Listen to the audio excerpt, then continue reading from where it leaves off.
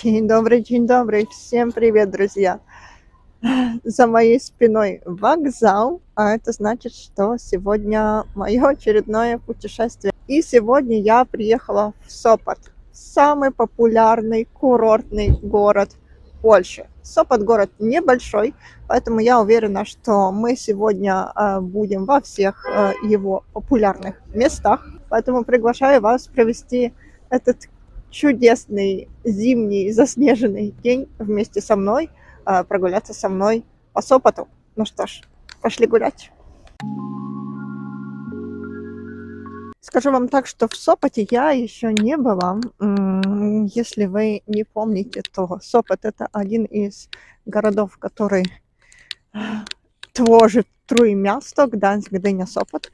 Так вот, в Гданьске я была. Если вы не видели видео с Гданьска, то приглашаю вас к просмотру. Ссылочка появится туточки и также будет в описании. Ну и сегодня я наконец-то добралась до Сопота. Гдыня у меня еще в планах. Не знаю, когда я туда доеду, но обязательно доеду. И что же мы знаем про Сопот? Первое упоминание про Сопот датируется в 1283 году. Но основное развитие этого местечка началось в конце 1800-х годов, когда французский хирург построил тут первые купальни и дом здоровый. То есть спа, наверное, как бы по-нашему это сегодня звучало. В город начали приезжать пациенты, начали приезжать отдыхающие, поэтому в какой-то момент город был вызван курортным. После постройки железнодорожной дороги наступил просто бум развития города. Курорт стал очень популярным местом отдыха в Европе. Также его начали называть Северная Ривьера. Но начинаю я знакомство с Сопотом, наверное, с одной из самых популярных улиц Польши. Ее все знают, теперь буду знать и я, и теперь будете знать и вы. Это улица Богатырów Монте-Кассино, но в народе ее называют Мончак. Эта улица пешеходная, и вон там за моей спиной вокзал. И прям-таки эта улица начинается с вокзала, и по ходу мы так прямо дойдем прям-таки до моря. Как вы видите, сейчас улица совершенно пустынна, но в принципе такой сезон. Но летом, поверьте, тут негде упасть яблоку. Я, правда, в сезон тут не была, но я видела фотографии, видела видео.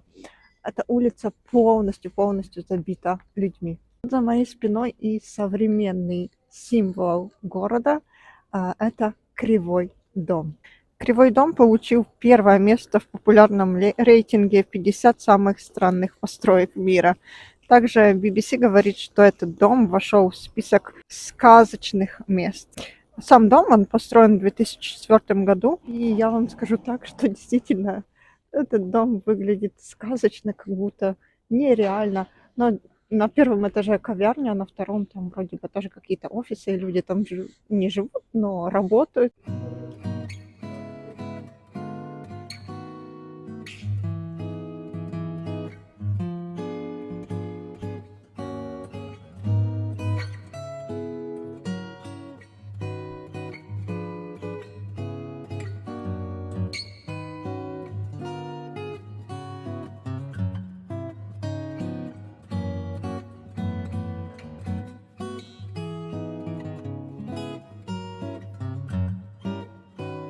Я по улице Богатырów Монте-Кассино. Действительно, займет у вас это очень медленным шагом 10 минут, а может 15, но если быстро, то за 5 минут вы эту улицу пешеходную пройдете.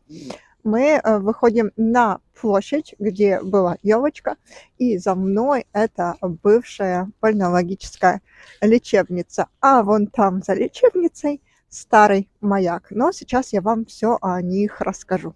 Так, эта лечебница, наверное, самая красивая, которую я когда-нибудь видела. Она основана в 1903 году. И именно тут раньше были расположены лазенки, о которых я вам говорила в начале, то бишь купальни. Сейчас в этом здании расположено отделение ревматологии. То есть это, по сути, так и остается больницей, и, наверное, самой красивой больницей. Не знаю, в мире или нет, но, наверное, в Польше точно. Ну и вот Сопотский старый маяк. И высота этого маяка 30 метров. Он был построен еще до начала Второй мировой войны. И в то время он светил с интервалом в каждые 4 секунды.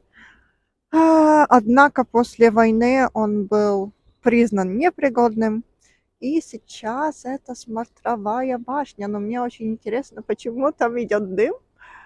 Как-то я сначала, когда к нему подходила, напугалась, что пожар, но видно, так задумано. Знаете, я так включила, снимаю, а тут прям музыка начала. Что это? Я так не читала в интернете, послушайте.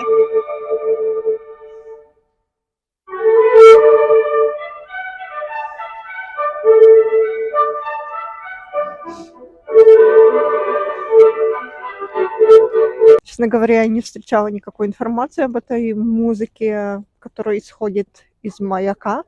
Но вследствие логического мышления я поняла, что этот маяк нам сигнализировал, что сейчас полдень, ровно 12 часов.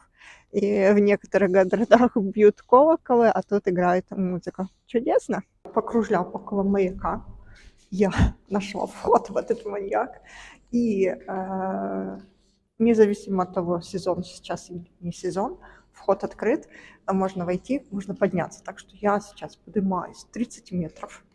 Вход сюда 10 злотых стоит. О, сейчас я увижу Сопот с высоты. Класс. Я забыла сказать, что раньше маяк был частью лечебницы. Как видите, это раньше было одним целым. Я уже пришла, что ли? Да, я подалась. Сейчас я вам буду все показать. Площадка не открытая, что, в принципе, зимой очень хорошо. Вот вы видите пирс. Я чуть позже о нем расскажу. Это, наверное, сама лампа, которая светила раньше. И моречко. Вы видите, людей немного. Туман. Ну, вот в этом прелесть приезжать вне сезон. Море спокойное, насколько я уже вижу. Смотрим на сам город. Как видите, город действительно небольшой, а там, наверное, где-то вдалеке Гданьск. Или же в той стороне, я не уверена, в какой стороне Гданьск. Но, насколько я помню с Гданьска, когда смотреть, то можно увидеть Сопот, значит, в той стороне. Да, наверное, с той стороны, там где-то Гданьск. Ну и вот, собственно говоря, город. Да, городишко маленький. Но красиво. Ребята, и после того, как вы посетили маяк, вы получаете вот такой сертификат, что вы на него поднялись. Это очень мило, приятно. Ну и наконец-то я дошла до настоящей визитной карточки Сопота. Это пирс, и вон там пристань около пирса. И на самом деле это самый длинный пирс в Европе. Его длина 551 метр, и он был построен еще в 1820 году. То есть когда как раз Сопот начал свое очень быстрое развитие. И знаете, говорят, что это идеальное место для оздоровительных прогулок, потому что уровень соли, конечно же, там за 500 метров, куда мы обязательно еще дойдем, намного выше, чем тут еще с берега, где я стою фактически. Поэтому пойдем подышим немножко йодом и оздоровимся. Кстати, так как сейчас не сезон, вход в этот пирс бесплатный, но я была очень удивлена, прочитав, что на самом деле в сезон вход платный, просто так на пирс не попасть, надо заплатить деньги. Ну что ж, идем бегом, бегом 500 метров пройдем и посмотрим, что же там в конце. Вы знаете, насколько бы странно это ни звучало, но на береге моря живут лебеди. Я, конечно, тоже как-то была очень удивлена, что в соленой воде они тоже живут, но, как видно, живут. Смотрите на эту красоту. Смотрите, просто какая здоровая чайка. Но это наверняка не чайка, но я, к сожалению, не знаю название этой птицы. Но смотри, какая она здоровая. Вау, птичка. И я почти дошла до конца. Привет. Холодно, наверное, да? Холодно тебе? М? Я почти дошла до конца. Скажу так, ветер здесь сильный. Но, как и, думаю, на каждом побережье Балтийского моря везде чувствуется ветер. Но я вам хочу рассказать про пристань, которая находится в конце моля, так в конце пирса. И она тут построена неспроста. Главная ее задача это, конечно же, защита этого пирса, это моля от волн, от ветра. Поэтому эта пристань яхт защищает пирс. Вы видите, яхт сейчас немного здесь, но я уверена, что в сезон здесь яблоку негде упасть. Так же, как и вы видите, что пирс тоже, в принципе, можно сказать, что фактически безлюдный, но в сезон тут очень-очень много людей. Очень много. И, конечно же, главный герой этого города — море. Моречко. И одна часть пирса, к сожалению, закрыта. Туда мы тоже не попадем. Все перекрыто. Я бы хотела очень на ту лесенку, но написано, что, конечно, опасно. Пирс весь покрыт льдом, поэтому действительно опасно. Ну, не знаю, напишите мне, летом тоже тут закрыто. Может, тут всегда закрыто, не знаю. Или же на лето открывают тоже эту часть. Кстати, очень много туристов из Германии, очень много немецкой речи. Но я что вам хотела сказать, что, по сути, я Сопот весь уже обошла. Сейчас у меня в планах погулять еще немножко по пляжу, подышать еще морским воздухом.